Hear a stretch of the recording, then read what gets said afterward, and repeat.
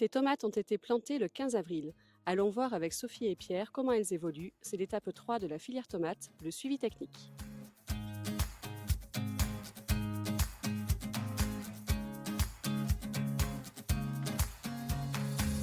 Alors nous sommes chez Pierre Bottecchia, à La Gruère, à côté de Tonnes.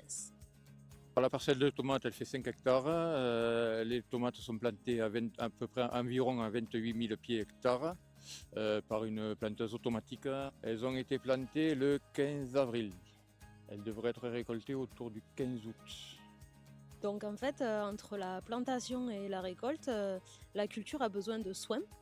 Donc on entend par soins tout ce qui est nutrition, irrigation, travail du sol en cours de culture et surtout protection vis-à-vis des bioagresseurs. Donc pour ce faire, en fait, les techniciens passent toutes les semaines sur les parcelles pour faire des observations, ainsi que le producteur qui les observe lui tous les jours.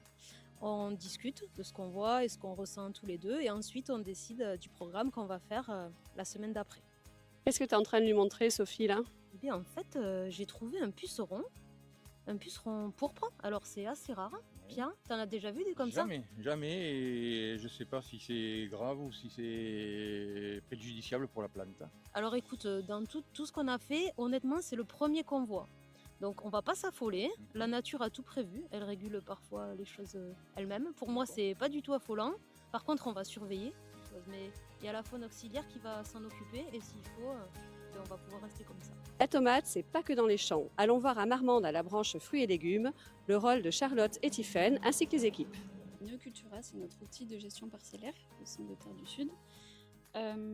Donc en fait, on récupère toutes les informations des états des semis, puis on va les retranscrire dans Neocultura où on va en fait dessiner la parcelle informatiquement et y rentrer toutes les informations, donc variété, plantation, contrat, hectare, etc.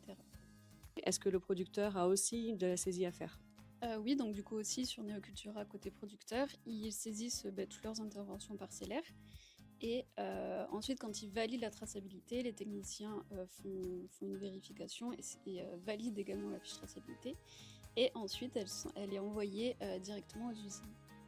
Nous, au service gestion, on est 6 et notre rôle, ça va être de traduire de manière administrative tout ce qui va se passer pour la culture. Notre objectif à nous, ça va être de payer le producteur dans les temps, sans erreur évidemment, et de pouvoir et facturer les clients et payer les prestataires et tous ceux qui interviennent sur la culture.